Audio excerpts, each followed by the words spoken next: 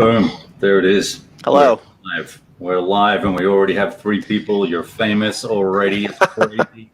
I'll never be you. I'll never be as famous as you, though. Oh, dude, I'm a draw card. Look at that. 5 people. We're killing it right now. Justin, nice to meet you. Yeah, likewise.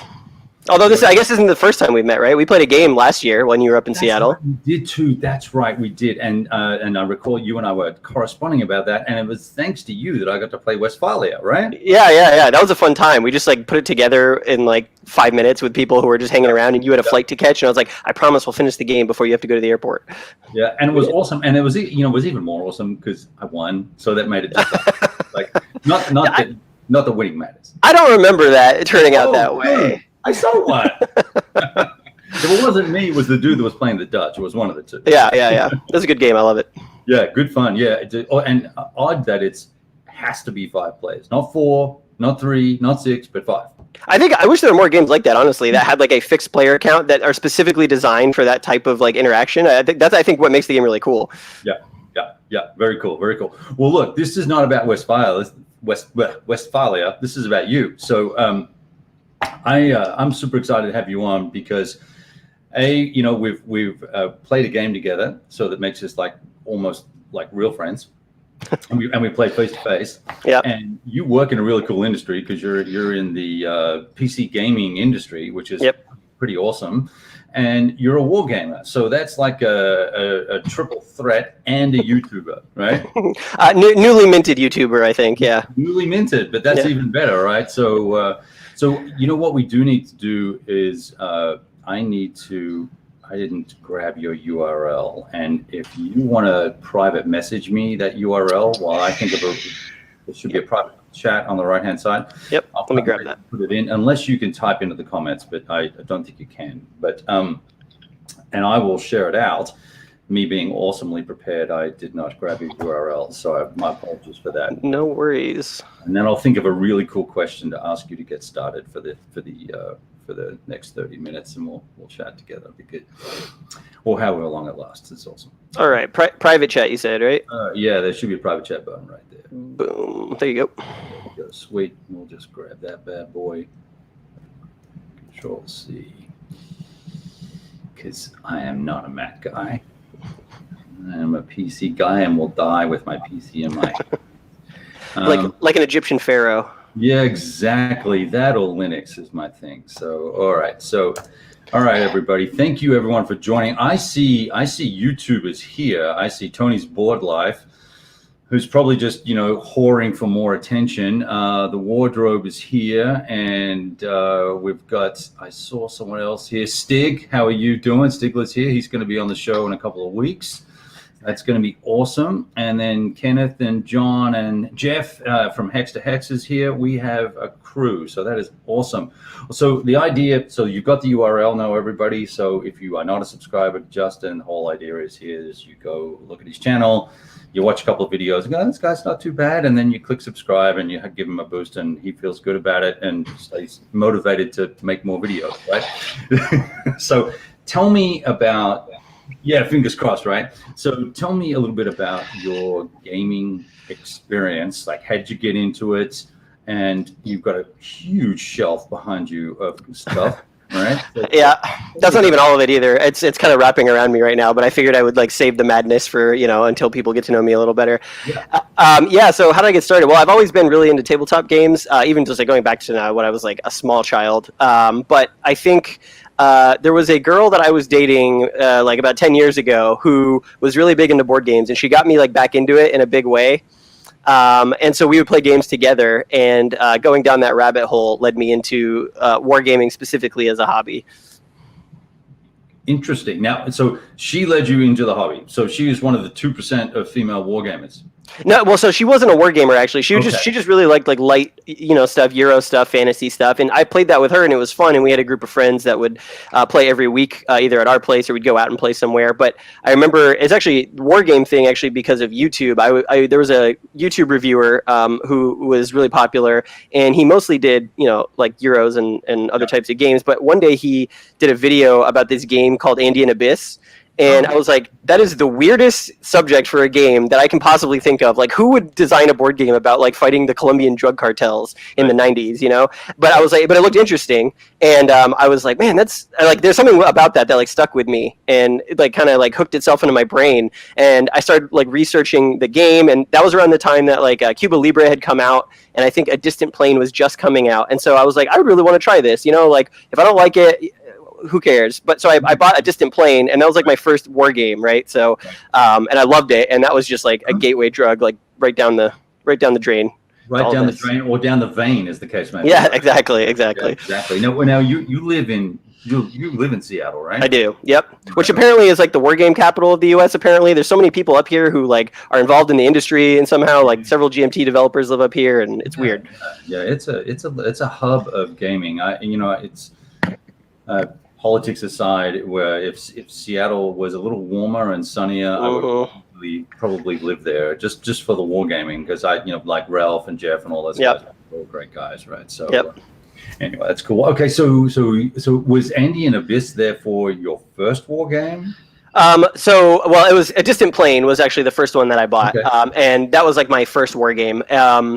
Not counting like I don't know if you count fantasy stuff. Like I was playing already like heavy games that were, I guess you would consider war games, stuff like Game of Thrones stuff from Fantasy Flight and Twilight Imperium up here, which I would consider war games. They're just not historical, right? So, right. Yeah, sure. A Distant Plane is certainly my favorite first historical war game. Conflict, right? Conflict mechanics. Yes. Rolling dice to kill things. Yes. Yeah. Just not historical. So that's awesome. So.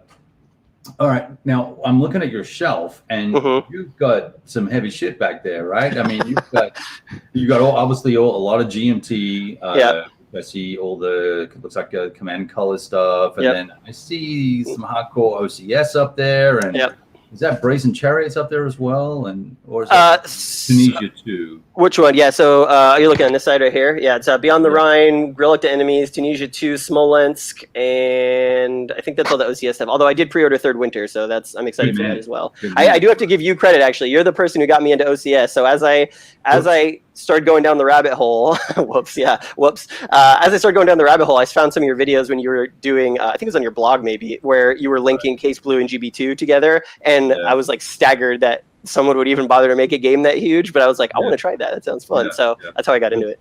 Really, really stupid idea at the time, but that's okay. It all worked out.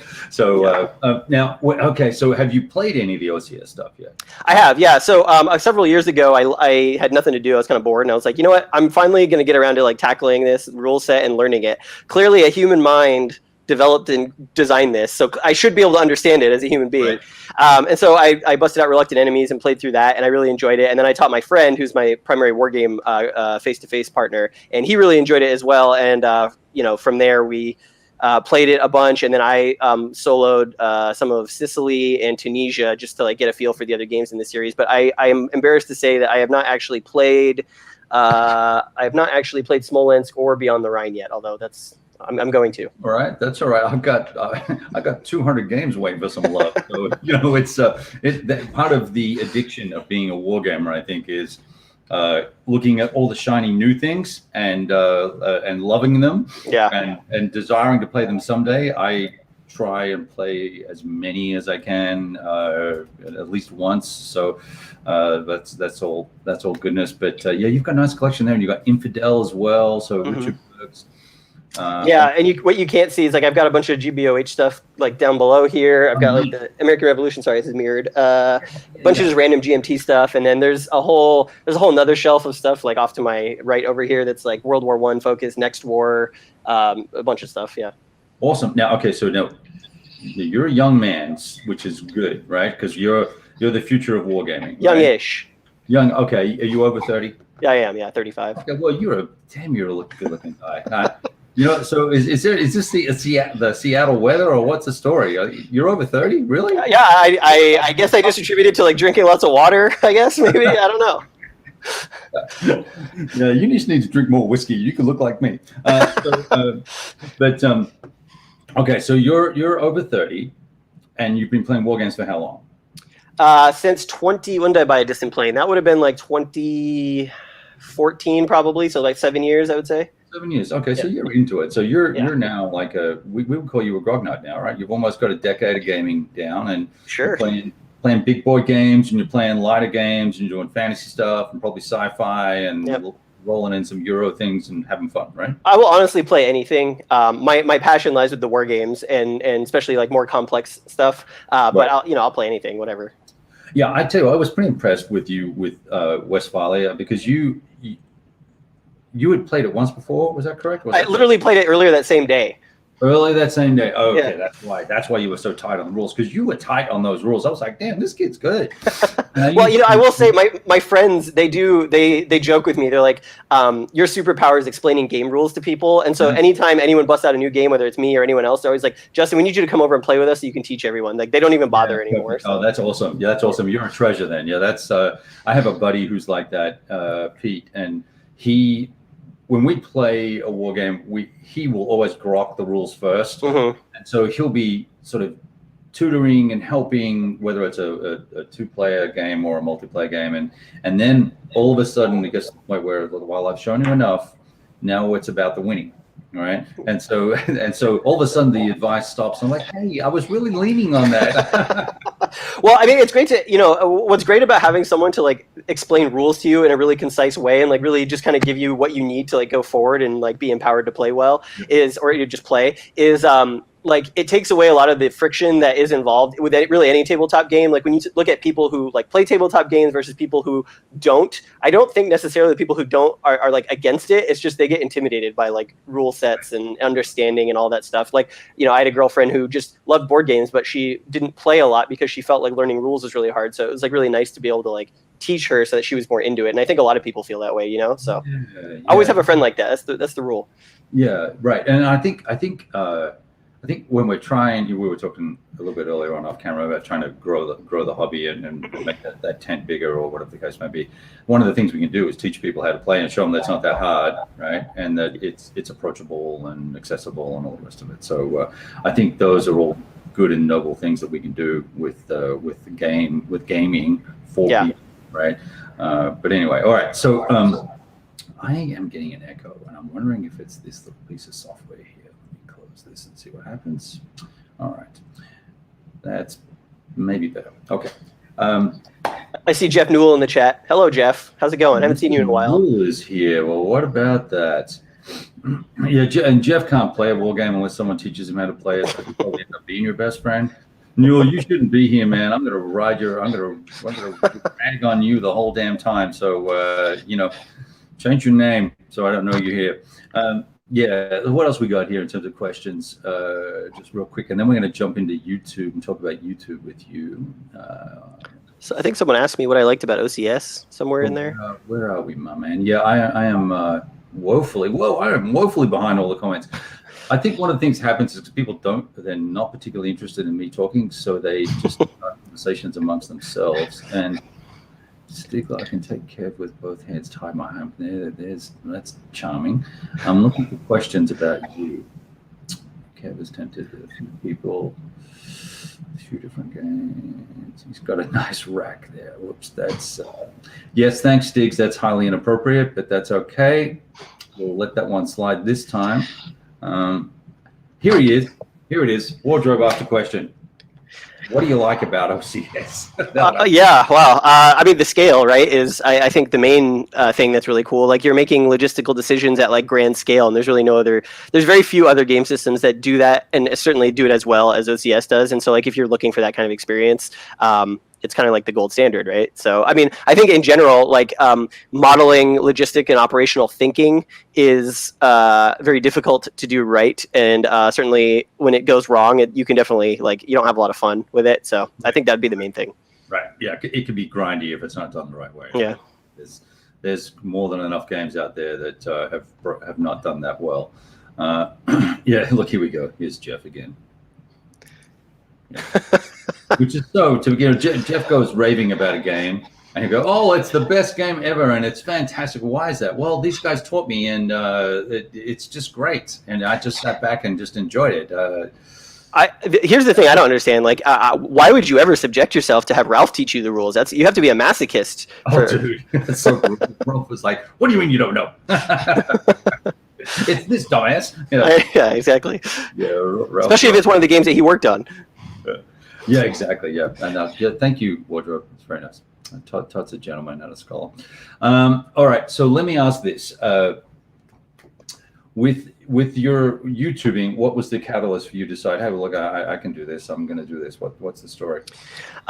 So I've been thinking about that, and I don't know if I have a great answer for you. I think mostly it was I have a lot of unplayed games, and the pandemic has basically trapped a lot of us inside. So I was like, no time like the present to like get some of these played. And I busted out like a SCS game that I had sitting on my shelf, and I was just like, I'm just gonna play this. I'm like kind of bored right now, and I started playing it, and then I was like, man, if I videoed this is like a really cool story happening here. Like, why not just like put together a quick video and throw it up? And so I've been doing that now for a couple months. That is awesome. Well, I'm thrilled that you're doing it. And I watched a couple of your videos, and they're great. So oh, thank you. You know, and I think, given your background in marketing and stuff like that, I think you've got a good speaking voice, right? And you're articulate and you're smart. So that all sort of ties together well. And I think you've got good. You know, your camera works good too, right? If I was going to be a critic, right? You know, it's okay. It's okay. I need a bigger tripod because I've used your kind of content as a template with like the small tripod that you put your phone on and like show stuff. But anytime it comes to like trying to zoom out and show everything, I'm just like a shaky mess all over the place. So yeah. I just bought a new phone because it was going to be, you know, it's 8K and it's got all this fancy features and stuff. Well, it's super wide, so it won't fit into any of my little tripod stands. So oh no. I'm not sure how I'm going to solve that problem, but sure. A drone. You get a drone for it. You know, just hover right over. Yeah, just get it to hover over the blow counters everywhere. I'm sure it's just a matter of money, right? Like, spend money and we'll be able to fix it. So okay, but so now, what do you? It's interesting that you talked about narrative. Is that what drives your gameplay the most? Yeah, I think so.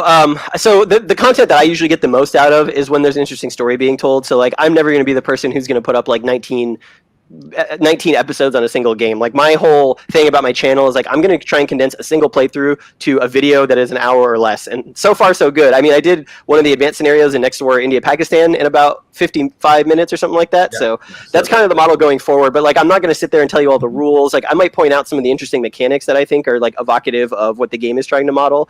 But otherwise, like, you know, anyone who's like watching my videos shouldn't be expecting to like learn how to play from it. I'm really more interested to see like, okay, is the game telling an interesting story? Is it worth your time? Like, if you're interested in this game, you know, I'm trying to show you what it would feel like to play it rather than try and learn it, I guess, is right. The way I would describe it. So are you editing or are you doing straight playthrough?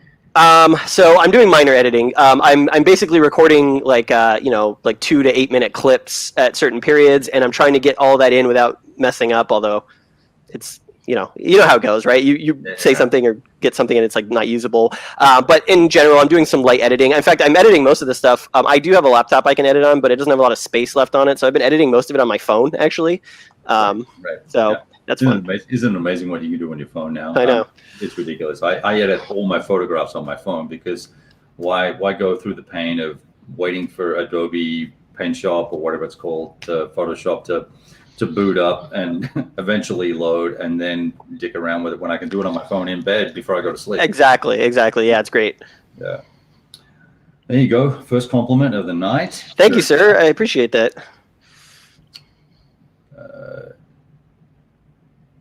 Stickler, you're just like a commenting fool tonight. Look at you. You know, I will say one thing, you know, to that point, the solo stuff, I've never been a really big, like, solo, like, tabletop player of any kind, war games especially. It just never, like, really appealed to me, but there is something about, like, documenting what's happening on the table and, like, putting it into video form that is really motivating. So I understand now why everyone does that and why you do it and whatnot. Yeah, it's a bit of a catalyst for me. Although I must admit, I don't think I've rolled dice for other than Monday nights with my buddy in Australia. I haven't really played a game in the last 2 weeks, so I've just been too busy, which is super rare for me not to get, 3 to 5 sessions a week in or something like that. So I'm just buried at the moment. But, well, the nice part is you have that basement, right, where you've got like 3 games you could set up in different places. Yeah, stuff like that. Yeah, they're all sitting there gathering dust right now. I can tell you that. It's pretty ugly. But, it's a lull in the campaign tempo. That's what it is. Oh, there you go. That's what I need to be thinking in that terminology. You're correct. But Norman Harmon joins us. Norm, How are you, my friend? Yeah. So Norman was here the last show that I did, and I was mistaking him from for another guy who was a blogger. But Norman and I actually played war games. We played Tunisia 2 together twice at his house during the COVID days. We both decided to break the rules and hang out together and play. So he's giving me a hard time about being an idiot. Yes, again. Well, I think it's great that like you were able to like I specifically formed a COVID bubble with my like main war game opponent so that like we could keep gaming even when the pandemic was happening. So like we've been hanging out off and on. He's like basically the only person external to my house where I lived by myself. So it's been pretty nice. That's very cool. Yeah. I think we crave. Now I say this and I know I'm going to get yelled at, but I think as humans we're built to be connected with people, right? Yeah. I know that there are a lot of cranky old grognards here who will say, "Oh no, we're not. I love being by myself, and I enjoy being by myself." But I think we all need to connect, and it's very different playing a war game with someone versus playing it solo. Yep, absolutely. And that's one of the things I really like about, like, I think one of the things that really drew me to war games in general is that I have learned more about my friends who I play war games with through playing war games than I ever would have just doing other things with them. I know, like, all my friends fall into various, like, personality archetypes now. You know, like one of my friends, I know always, he's a very, like, he will always attack. When it comes to a strategic situation, he just can't bring himself to wait. He will always attack. I know my friend who's like an eternal pessimist, even if he's crushing everyone at the table, you know, he's always pessimistic about his chances of winning the game, and we like tease him for it. And I just, knowing those things and the way that your friends think is like, I think one of the reasons why like war games and tabletop games more generally are like such a great social activity, because you're all coming together under like a rules framework where you all have to behave and act in a certain way, and you like get so much information and like deepen those bonds with your friends through that. Yeah, that's an interesting observation. Do you I had a question and now it's gone. Dang it! It was going to be great too. When you talk about learning about people, how has that affected? How does that affect your relationships with folks? When, like, do you have folks that get pissy about the situation, or do they just go, "Oh, it's just a game"? I think anyone who has like a regular group of people they game with, there have been sort of like heated moments. I mean, I remember, oh man, I was playing probably like a year and a half, 2 years ago. I was playing a game of Wellington, the CDG, and we had all sort of agreed with like at the table that like if you make a mistake, you have up until this point in the turn phase to like fix it before it becomes like a thing that, you know, right. And something went wrong and someone didn't play something optimally and they wanted to like, you know, rewind it back, and that ended up getting like really heated with like the person he was about to fight didn't want him to do that. I think any game group has probably had some of those like tense moments where like the competition like takes over and you really want to win, and it's like strategically important that this goes your way. But in general, I have not lost any friends, if that's what you're asking me, over wargaming. So just curious if people get some people get hacky, right? Yeah. I've played with some guys that probably won't, that I know I won't play with again face to face because they bull-faced cheat, right? And sure. If you're gonna cheat there, then I don't need you as a friend, bro. What's up? Well, and ultimately, like, why? What I don't understand about people who get like really mad or cheat and stuff like that, it's like, what's the point of even sitting down to play the game at that point? Because the whole point is that you're there to have fun and do it in a way that is structured by like, you know, a third party, by the rules, you know. And so like, I just don't understand the point of gaming if you're just going to cheat or whatever. You might as well, you know, go outside and run around. Right, exactly. Now, so Rich is asking you, do you play for competition or for subject analysis? And I think it depends on the game. Certainly, I'd say both. Yeah, it depends on the game. I think with something like, you know, big multiplayer games, like when we played Westphalia, and when I play like Virgin Queen, for example, like big multiplayer games with a lot of like diplomacy and negotiation, definitely for the competition, right? Like part of the fun is like trying to sucker your friends into doing something that they don't want to do, or like, you know, make alliances or whatever. But I think more generally with like the harder core games, I think the subject analysis is more interesting. So I just did a playthrough on 1914 When Eagles Fight, which is part of the World War I dual pack. And, you know, I haven't played a lot of East Front World War I games, but the design of that game was really evocative in terms of like the situation and how it made me think. And so I think having a better understanding of East Front World War One was like what I got most out of that playthrough, even though like the gameplay itself was like kind of a slog because it's World War One.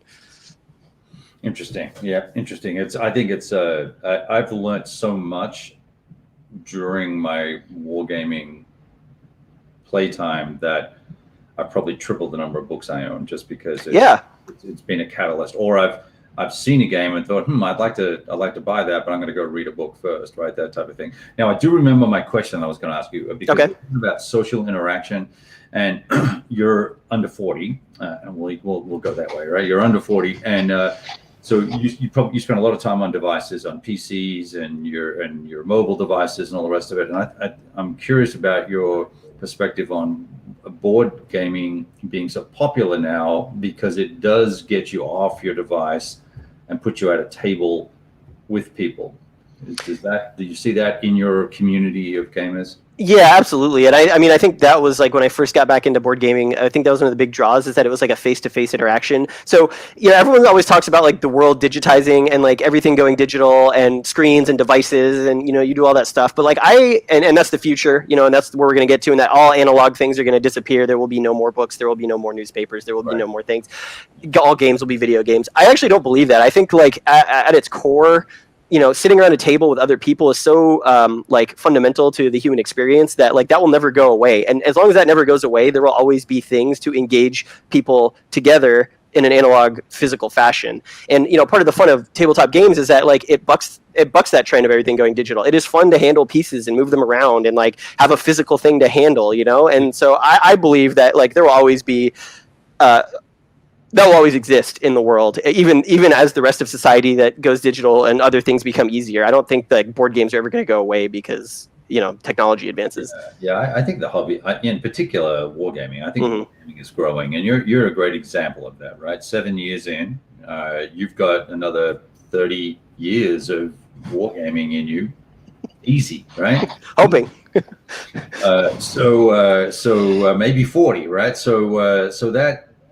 How many people's lives are you going to touch playing war games in the next 30, 40 years that are either new or, on the fence, or a Eurogamer that's wargamer curious? And, there are lots of folks out there that can come into that tent, I think. So it's good. Yeah, and actually, it's funny that you mentioned that. I have a really interesting story for you, something that happened to me yesterday. So I went to Staples to like get some new rules editions and supplements for a game that I'm going to do for the channel printed, like professionally printed. So, because they basically superseded everything that came in the box.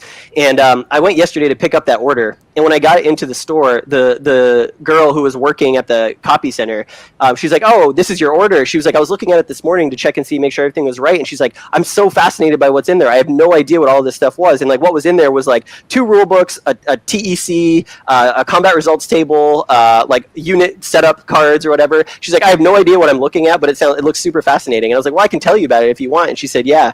And so I started describing to her. I was like, "Well, like I'm really into conflict simulations, and I'm printing this stuff out because it's sort of like it's a new edition of the rules and stuff that's going into this game, and it's about the Austro-Hungarian invasion of Serbia in 1914 at the outset of World War I." And she's like, "Oh my God, I had no idea that like there were games about those topics." And I was like, "Yeah, they're really fun. Like I play them all the time. I love like learning history through it." And so we had a kind of a discussion about it. And it's like when she knew nothing about it, and like her first exposure was just like the nerdiest part of like a war game, which was like the charts and stuff. But like she was interested, and so like stoking that fire is like something that I try and do whenever anyone has any interest in like my hobbies. So yeah. Yeah, it was interesting. We had a real estate agent come through here the other day, and I showed him, Kev, your house is worth like at least 20 grand less with all these war games in the basement. Exactly. Let me show you my office downstairs. And he goes, "Wow, it's a big space. Now, what is that?" It's a military history thing, and and the things over there, they're the books then that go with it. And she goes, "Oh wow, that's really interesting." And she started to walk into the room, and I went, "Why don't we just come this way?" You should have had GB2 set up, on like in the center of the room. Exactly. Well, it was actually pretty big, but we'll talk about that some other time. But so yeah, I think there's opportunities, and then there's opportunities to just like gently guide people away because she was just going to break something. Yeah. Well, that's cool. So I actually saw a cool question here about. Now I've lost it. You guys need to slow down with freaking comments. You're like 3-year-olds tonight.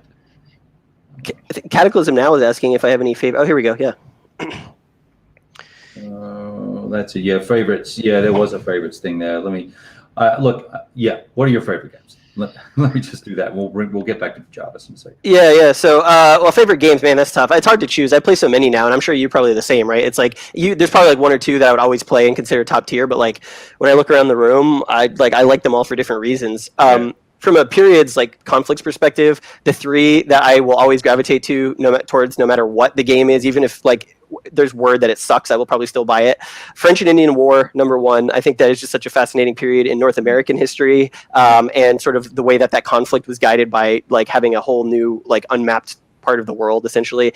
And I'm actually I'm going to do a video on sort of my favorite French and Indian War games as soon as I get Bayonets and Tomahawks from GMT, which I think is shipping this week.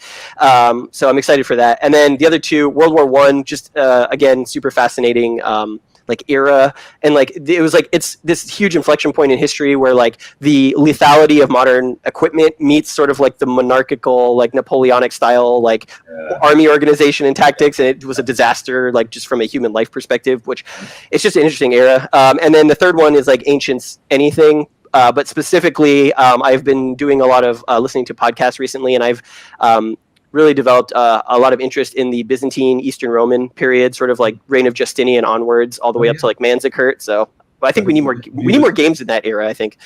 Yeah, that would be cool. That would be cool, actually. Have you listened to the History of Rome? So I've listened to probably like the first 30 or 35 episodes of History of Rome, and then I kind of lost touch with it. But then I started listening to the History of Byzantium, which I don't know if you've listened to that. So that has captivated my imagination in a way that like no other podcast I've ever listened to has. And I'm actually working on a design right now for a game about like Byzantium because of that podcast. So yeah. A design. Okay, so we're going to be a blogger and a designer. Gonna try. They're going to try. Well, that's cool. Have you seen? So you own some of the Great Battles of History games. Do you have Catapult? I do have Cataphract. Yeah, I did a video on that one recently. I was so excited for that one to be reprinted because when I first got into Great Battles of History, the last time that had been printed was like 1999. You know, it had been out of print. It was on P500 for years. I remember. It was one of the first games that I pre-ordered through P500 at GMT when I first got into war games was Cataphract. So I was extremely happy to get that one, and I played it recently with a friend, and I did it for the channel too. So. That's cool. Yeah, I must have missed that one, so I'll have to go check it out. But have you seen? Have you seen the game on the other side of the map, right? So that in Cataphract, there's it's a operational strategic game. So, but basically, I think what it is from we can't talk to Berg anymore, but it's the precursor to the rise of the Roman Republic and Carthage, but not refined. And I think you could take that game and play with the ancient what's it called, Ancient Wars or Ancient World series. You could take those rules and play, and it's centered in that Justinian era. So actually, I actually played that with a friend face to face. The main reason I was so interested in Cataphract as a game was because that came with it. Oh, because cool. we had a great time with it. I'm actually that period of history is one of my favorites, and it basically is the entire reign of Justinian from like 527 to like 565 or whatever. Right. And as a strategic examination of like what was happening, it's a lot of chaotic good fun. Actually, you mentioned that. Hold on, let me just grab something behind me real fast. So there have been very few like strategic level games on Justinian's reign. Basically, the only other one that I know about that is at least modern is a magazine game that came in a strategy and tactics issue from 2002 or something, and it's like impossible to find this. It's impossible to find the magazine with the game, but I managed to find it and I picked it up. So at some point I'm going to do it for the channel because it looks really cool. I'll have to check that out. Yeah, he's a fascinating leader too. He's great. Oh yeah, great to read about. Totally.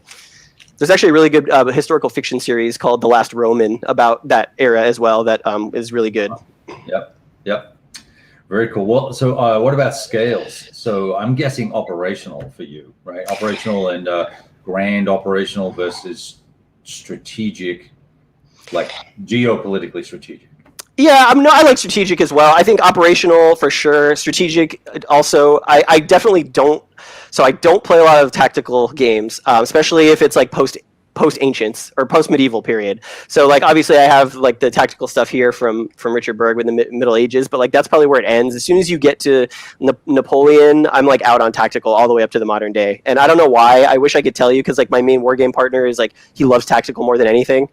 I don't know. There's just something about sort of like overall strategic thinking that I think is way more interesting and fun. Maybe I don't know. Mm-hmm. I know you play everything, right? I mean, do you have like do you know why like some people prefer tactical to strategic and operational? Because I know you play both and you enjoy both. Yeah, I don't know. I think I'm probably less into the strategic level games. Once it gets geopolitical, I find the conflict level of conflict simulation tends to be more highly abstracted, which is fine. But you do get the fun of, so what's it called? Strategic Command and Unconditional Surrender and those types of games. Mm-hmm. I think they're all fine games, and I would play them opposed. But I tend to lose interest really quickly playing solo when I'm doing that. But sure, operationally, I love the dagger thrust and the cut and thrust of the maneuver warfare that comes with that, and tying in the logistics and perhaps a little bit more sophisticated combat. So yeah, the decision space is like richer in that. Yeah, exactly. Totally. Yeah, so that's pretty cool. Now, so that's a scale question for you. What is the tactical is done best with miniatures? Yeah, well, I could probably see that, but I tell you what, I've yet to see a tactical, other than some skirmish level stuff, tactical system that I find represents good sort of fidelity of particularly like, for instance, ancients. I'm not seeing anything that really makes me feel like I'm playing like GBOH, right? Which I think is probably the benchmark, but who knows? So you've played quite a bit of GBOH then, right? Yeah, so my friend got me into it with Great Battles of Alexander, and then I just took it from there. I played Caesar Conquest of Gaul a bit, Cataphract obviously, and then I've got SPQR sitting behind me still unpunched, the new like deluxe version that I mean, now is the time to crack it open now that I have a channel. Get that bad boy open. It is so, I mean, bang for the buck. It is probably the most valuable war game you'll ever own. It's insane. You'll take it to your grave with you.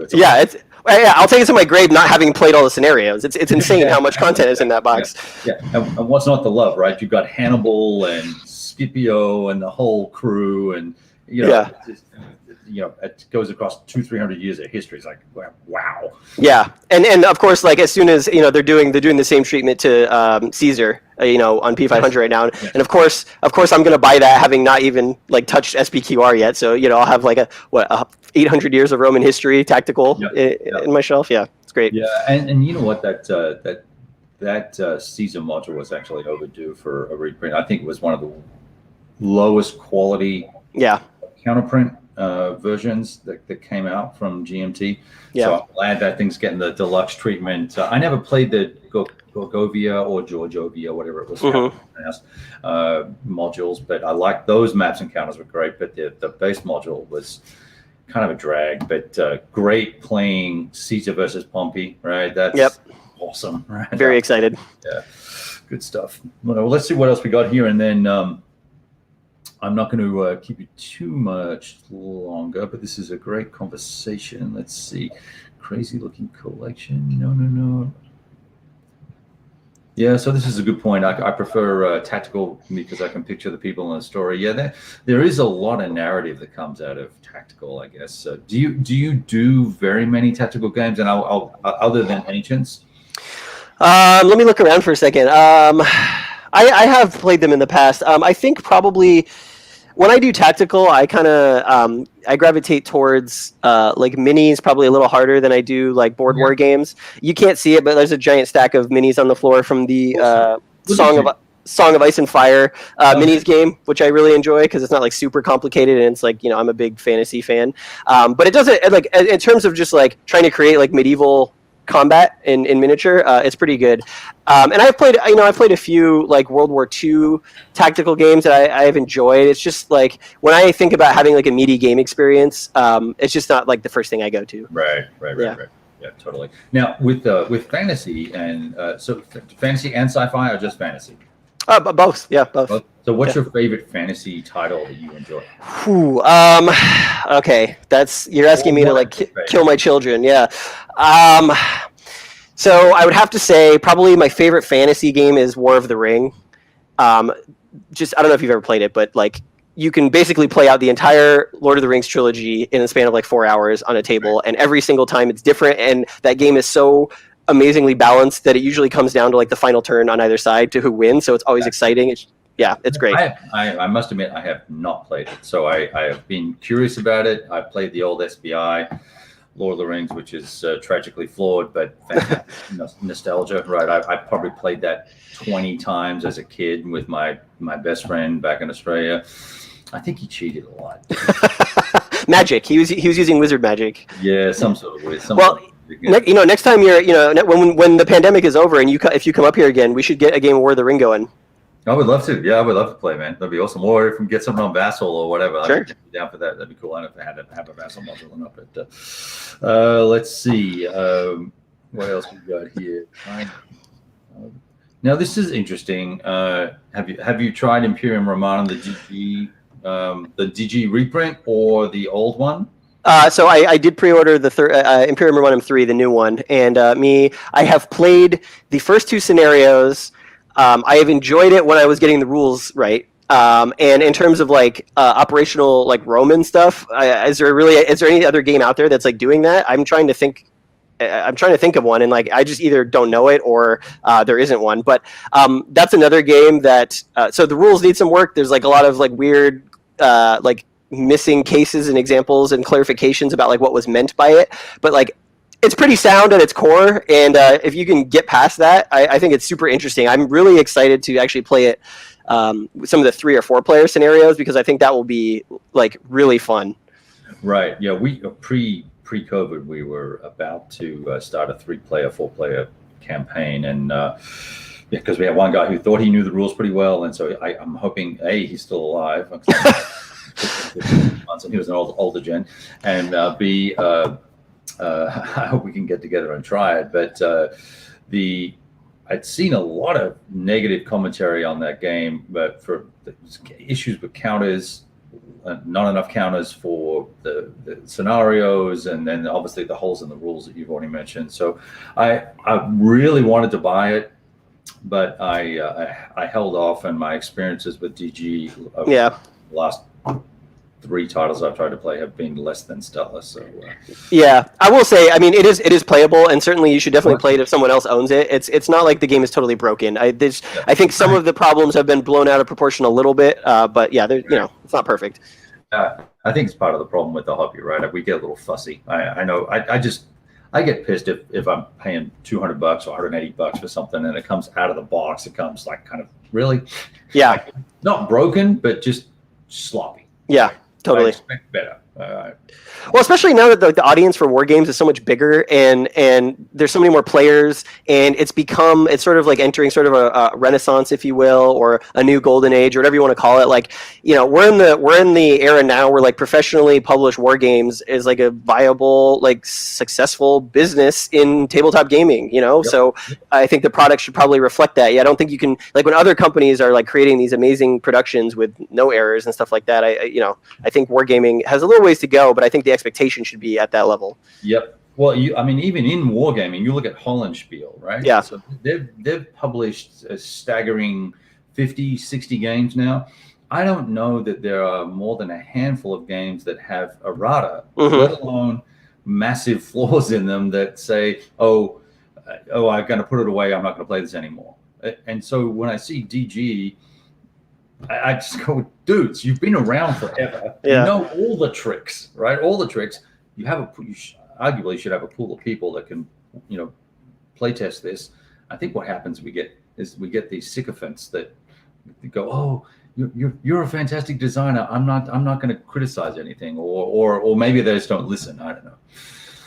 Yeah, well, for every DG, like I'm actually really impressed with what Hollandspiel has done. Like that, not only just like the kinds of games they're doing and how they're kind of like they're essentially desktop publishing. It's better than desktop publishing, but like it's not like super high quality. But the topics that they're covering and the approaches to those topics, like what makes Hollandspiel so interesting to me is like the games that they have about being the Roman Emperor that are solo. I forget what they're called. So good. Yeah. So, it's just like it's a cool approach that you don't see bigger companies taking. Right, Marcus Aurelius. Not only am I a huge Marcus Aurelius fan and like studied that guy and love, I'm pretty interested in Stoicism as well. Sure. But that game is a knockout. I've played that back to back 3 times. It's awesome. Are you gonna pick up Stilicho, the new one? Yeah, I'm interested, but I like the Marcus Aurelius thing, and sure. This one, I'm told, is even harder to win. Demoralizingly hard. I need to win every now and then. I get my ass kicked by everybody on vassals, so the last thing I need a win playing solo every now and then. Yeah. Maybe. I understand that. Yeah. So Tom, if you're watching, maybe you want to send me a copy and send Justin a copy, and we'll do side-by-side videos, and we'll see what happens. Yeah. There you go. Let's see what else we got here. Thanks, Tony. By the way, thank you. I appreciate that. That's super nice of you. Yeah, Tony's a good guy. He's a knucklehead, but he's a good guy. There's a comment from John Longshore. He's really excited about receiving the OSG Napoleon stuff. Yeah. So I've been this week specifically been looking at their games. I had not ever heard of them before, and I'm looking at their games, and they look awesome. I'm not a Napoleonics guy whatsoever, but they look really good. Yeah, so there now. I'm just trying to find it. Here it is. Damn it, wrong one. Where the hell is he? It's right above that. It's a couple above that, I believe. There it is. Yeah. So OSG is really interesting because they have many systems. First of all, so they have the higher level. Habit of Victory would be a great one to start with if you want that kind of operational campaign scale.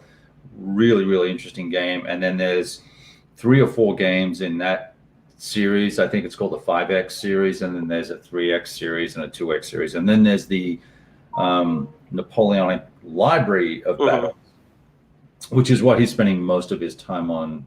Kevin Zucker is spending most of his time on now. They are a tactical level, and you can either fight the battle as a set piece, or you can do the entire approach and then set your lines up however you want. So it's kind of an interesting approach. He gets a bit of grief for kind of being stuck in the mud with the 70s sort of CRT approach. Excuse me. But I think I really love his operational scale stuff. I just haven't played enough of the tactical. I like other systems for tactical. So gotcha. Yeah. So anyway, but that's me crapping on about that. Yeah, good. Yeah, like Kremlin too. That will be cool, and so will the March on Moscow. I think it'll be interesting. So I was looking at those earlier today. I was like, man, these are really beautiful productions, and I like the card aspect to it. It's pretty neat. They're gorgeous looking. Yeah, gorgeous maps. All right. What about this guy here, Joe? Hey, Joe, good to see you. Escape from Hades. Yeah, that's a Herman Lumman game. He is a great designer. Have you tried that? That's a sci-fi game. Escape from Hades. Yeah. Yeah. No, I don't know about that one. It's the first time hearing it. It's I would call it a 50s pop culture iconic art styled crazy sci-fi game with aliens and spaceships and stuff, and it's really, really cool little system. He's got a couple of other games that kind of float around in that genre as well that are pretty cool. That sounds fun. Herman's a really interesting guy to actually explore some of his titles. At Any Cost Mets, right? Was that him? Yes. Yeah. Yes. Yeah. I've been wanting to play that. My friend owns it. I just haven't gotten to the table yet. Yeah, it's I'm not. That's probably my least favorite game of his. But he has a lot of American Civil War games, and most of them are sort of battle scale. But he has a really neat activation system that's basically chip pull. Although there is a new one coming out that's card based, where you're drawing from it, and that's operating activating regiments or multiple regiments at a time. So it's Gettysburg, 3 Days of Gettysburg. You know, Cool. there's another Gettysburg title.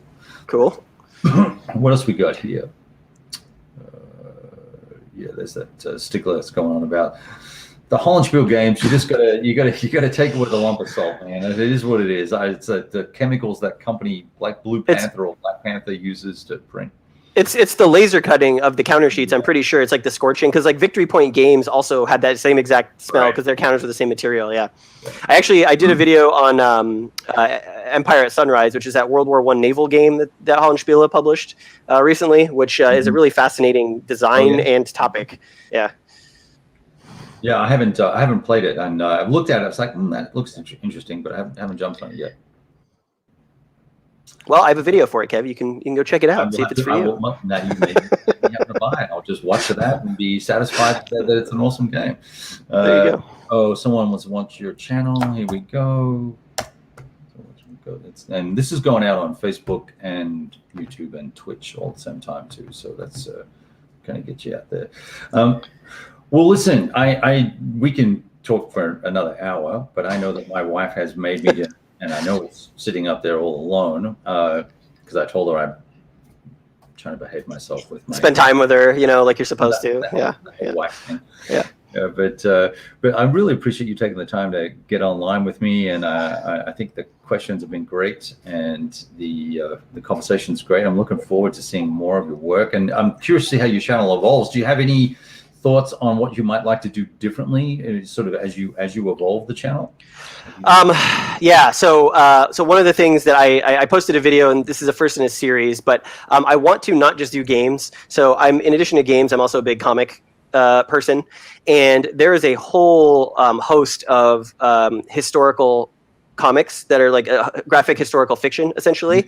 And so one of the things that I'm going to try and do on my channel, we'll see how it catches on, but I've done an episode already, which is comics for wargamers. So if you're interested in some of these topics and conflicts, some comics that are grounded in those periods.